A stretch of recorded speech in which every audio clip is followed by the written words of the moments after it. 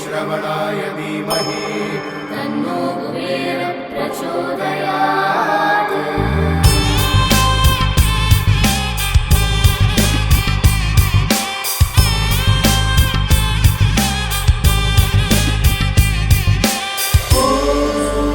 यक्षाय कुबेराय वैश्रवणाय धनधान्याधिपतये धनधान्य समृद्धं मे देहि दापय स्वाहा।